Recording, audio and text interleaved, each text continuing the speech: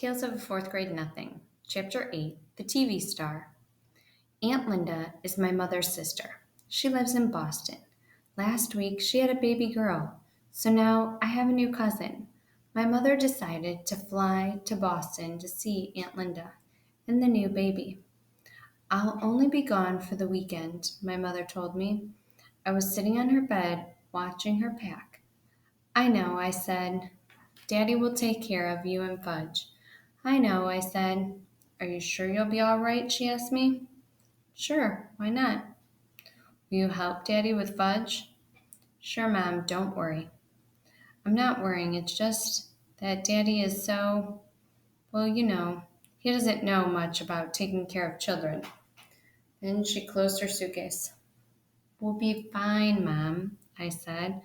I was really looking forward to the weekend. My father doesn't care about keeping things neat. He never examines me to see if I'm clean, and he lets me stay up late at night. On Friday morning, all four of us rode down in the elevator to say goodbye to Mother. Henry looked at the suitcase. You going away, Mr. Hatcher? He asked. My mother answered. No, I am, Henry. My sister just had her first baby. I'm flying to Boston for the weekend to help out. New baby, Fudge said. Baby, baby, baby. Nobody paid any attention to him. Sometimes my brother just talks to hear the sound of his own voice. Have a nice visit, Mrs. Hatcher, Henry told my mother when we reached the lobby. Thank you, Henry, my mother said. Keep an eye on my family for me. Will do, Mrs. Hatcher, Henry said, giving my father a wink. Outside, my father hailed a taxi. He put the suitcase in first, then held the door for my mother. When she was settled in the cab, my father said, Don't worry about us. We'll be just fine. Just fine, Mommy. Fudge yelled, Bye, Mom. See you Sunday, I said. My mother blew us kisses, then her cab drove away. My father sighed while Fudge jumped up and down, calling, Bye, Mommy, bye, bye, bye. I had no school that day. The teachers were at a special meeting, so my father said he'd take me and Fudge to the office with him. My father's office is in a huge building made of almost all glass. It's a really busy place. You never see people just sitting quietly at desks. Everyone's always rushing around. A person could get lost in there. My father has a private office and his own secretary. Her name is Janet, and she's very pretty. I especially like her hair. It's thick and black. She has the longest eyelashes I've ever seen. Once I heard my mother say, Janet must have to get up at the crack of dawn to put on her face. My father just laughed when my mother said it. Janet'd seen me before, but this was her first meeting with Fudge. I was glad his hair was finally growing back. I explained right off about his teeth. He'll look a lot better when he's older, I said. He knocked out his front tooth. But when he's 6 or 7, he'll get new ones. See, Fudge said, opening his mouth, all gone. My father said, Janet, the boys are going to be here for the morning. Can you amuse them while I clear up some work? Certainly, Mr. Hatcher, Janet said. You go ahead into your office and I'll take the boys on a tour of the rest of the agency. As soon as my father went into his private office, Janet took out her pocketbook. She reached in and came up with a hairbrush, some lipstick, and a bag of crackers. Want some? She asked me and Fudge. Okay, I said, taking a handful. Fudge did the same. The crackers were shaped like little goldfish. I nibbled while Janet fixed herself up. She had a big folding mirror in her desk.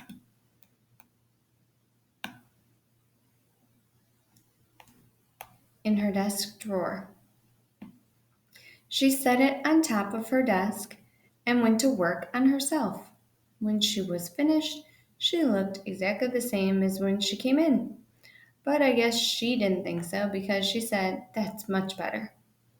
Then she put all her stuff away and took me by one hand and Fudge by the other. We walked down the long hall, through a doorway, and into another section of the agency.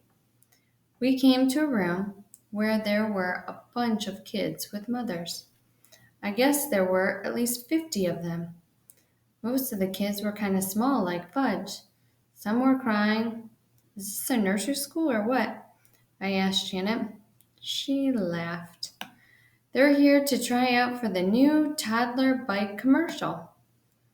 You mean they all want to be the kid who rides the toddler bike on TV? Yes, at least their mothers want them to be picked, Janet said. But we can only use one. You mean only one out of all these kids is going to be picked? That's right, Janet said.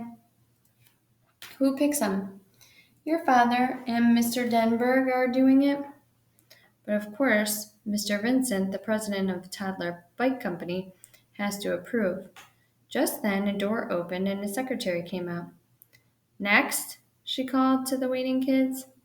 My Murray's next, a mother said. Oh, no, he's not, another mother called. Sally is next. Ladies, please, you'll have a turn, the secretary said. Murray got to be next. He was a little red-headed kid. He wasn't in the other room for 2 minutes when the door opened and a big man with a cigar in his mouth came out. No, no, no, he shouted. He's not the type at all. Murray was crying. His mother yelled at the big man. What do you know anyway? You wouldn't know a treasure if you found one. She shook her fist at him. Janet whispered to me, That's Mr. Vincent, the president of Toddle Bike. Mr. Vincent walked to the center of the room. He looked around at all the kids. When he looked over at us, he pointed and called, There he is. That's the kid I want. I thought he meant me. I got excited. I could just see myself on TV, riding the Toddle Bike. All my friends would turn on their sets and say, Hey, look, there's Peter. While I was thinking about what fun it would be, Mr. Vincent came over to us and grabbed Fudge. He lifted him up. Perfect, he cried. He's perfect. The mothers who were waiting packed up their kids and left right away. Mr. Vincent took off with Fudge in his arms. Janet chased him. She called, But Mr. Vincent, you don't understand.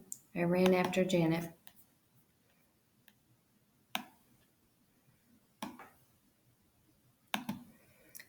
Mr. Vincent carried Fudge into the other room. He announced, I found him myself, the perfect kid to ride the Tato bike in my new commercial. Mr. Vincent put Fudge down and took the cigar out of his mouth. There were two other men in the room. One of them was Mr. Denberg. The other one was my father. Hi, Daddy, Fudge said. George, my father told Mr. Vincent, this is my son. He's no actor or model. He can't make your Tattle Bike commercial. He doesn't have to be an actor or a model. He's perfect the way he is, Mr. Vincent insisted. Now look, George, I want to make the best possible commercial for our company, but Fudge can't be the boy to ride the Tattle Bike. Now you listen, Hatcher. Mr. Vincent raised his voice. I wonder why he called my father Hatcher, just like Mr. Yarby did.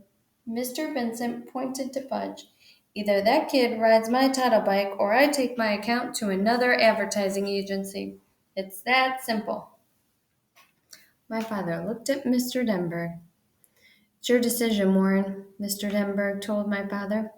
I don't want to be the one to tell you what to do. My father picked up Fudge and held him on his lap. Would you like to ride the Tattle Bike, Fudge? It's just like the one you have at home. Why are you asking him? I said. What does he know about making commercials? My father acted like he'd forgotten I was even around. I'm thinking, Peter said. Please be quiet. Well, Hatcher, Mr. Vincent said, what'll it be? This kid of yours, or do I move to another agency? I remembered how my father lost the Juicio account because of Fudge, so maybe he'll lose this one too. And I don't think he can afford that. Finally, my father said, all right, George, you can use him. On one condition, though. What's that, Hatcher? Mr. Vincent asked. The commercial has to be made this afternoon. After today, my son Fudge won't be available. It's fine with me, Hatcher, Mr. Vincent said. Is he going to get paid? I asked my father. I'll worry about that, Peter, my father said. That probably meant yes. He'd be paid and have lots of money in the bank. I'd have nothing. And someday I'd have to borrow from him. No, wait a minute. Never. I'll never borrow money from Fudge. I'll starve first. Can I at least watch when you make the commercial? I asked. Certainly, my father said. You can watch the whole thing. I turned to Mr. Denberg. Will Fudge be famous? I asked. No, not famous. But a lot of people will think he looks familiar, Mr. Denberg said. I turned to Mr. Vincent. Do you know he has no front top teeth? That's part of his charm, Mr. Vincent said. And he cut off all of his hair 2 months ago? Well, he looks fine now, said Mr. Vincent. And he can't even talk in long sentences yet? I told everyone in the room. He doesn't have to say a word, Mr. Vincent told me. I couldn't think of any other reason why Mr. Vincent shouldn't use Fudge in his Tuttle Bike commercial. It was settled. Soon Fudge would be famous, a famous television star, and I would be plain old Peter Hatcher. Fourth grade, nothing. Let's begin right after lunch, Mr. Denberg said. We should get it filmed in about 2 hours. While my father and Mr. Denberg worked out all the arrangements, I asked Janet where the men's room was. She walked me to it. I told her thank you and that she didn't have to wait. I'd find my own way back. When I was safely inside, I looked at myself in the mirror. I wish Fudge had never been born, I thought. Everything good always happens to him. If he had to be born, I wish he could be 9 or 10 like me. Then Mr. Vincent wouldn't want him to be the one to ride the Tidal bike commercial. Janet sent down to the coffee shop for some sandwiches and drinks. After we ate, we all walked to another section of the agency where the cameras were set up. A make-believe street scene was the background. The Tata bike was shiny red. My father told Fudge all he had to do was ride it around. Fudge liked that. He zoomed all over the place. Vroom, vroom, he called. My father, Mr. Vincent, and Janet sat on folding chairs and watched the action. I sat on the floor at my father's side. Mr. Denberg was the director. He said, Okay, Fudge, we're ready to begin now. You ride the Tidal bike where I tell you, and I'll take a picture of you doing it, all right? No, Fudge said. What does he mean, Hatcher? Mr. Vincent asked. Why did he say no? My father groaned. Look, George, using Fudge was your idea, not mine. Mr. Denberg tried again. Okay, Fudge, this is it. The cameraman said, start riding this way. Ready, set, go. Fudge sat there on the Tidal bike. He wouldn't pedal. Come on, kid, let's go, the cameraman called. No, don't want to, Fudge answered. What's with this kid? Mr. Hatcher, the cameraman asked. Fudge, my father said, do you want the nice man tells you to? No, don't have to, Janet whispered to my father. How about some cookies, Mr. Hatcher? Good idea, Janet, my father told her. I have some Oreos right here. she said, patting her pocketbook. Shall I give them to him? One at a time, my father said. Janet walked across the room to Fudge. He was still sitting on the toddle bike. If you do what the nice man says, you can have a cookie, Janet told him. Show me, Fudge said. Janet held up a box of Oreos. She was really well prepared, I thought. She must eat all day long. What with the crackers shaped like goldfish and a whole box of Oreos, too? I wonder what else she had in that pocketbook. Give me, Fudge said. Janet held up one cookie. Fudge reached for it, but Janet didn't let him get it. If you do what the nice man says, you can have an Oreo. Maybe even 2 or 3 Oreos. First cookie, Fudge said. First, do what the nice man says, Janet told him. No, first cookie. Give him one, Mr. Denberg called. We haven't got all day to fool around. Janet gave Fudge one Oreo. He ate it up. Okay, kid. All ready now, the cameraman said. You ride over to me. Fudge didn't do it. Mr. Vincent was losing his patience. Hatcher, he hollered, you get that son of yours to ride my toddle bike, or I'm taking my whole account away from you and your agency. Must I remind you, George, using Fudge was your idea, not mine, my father said. Forget about whose idea it was, Hatcher. He's your kid. You better get through to him. Now. I have an idea, my father said. He walked to a corner of the room and beckoned to the others. Mr. Denberg and Mr. Vincent gathered around him, along with the cameraman and Janet. They looked like a bunch of football players huddled together, talking about the next play. Soon my father called me.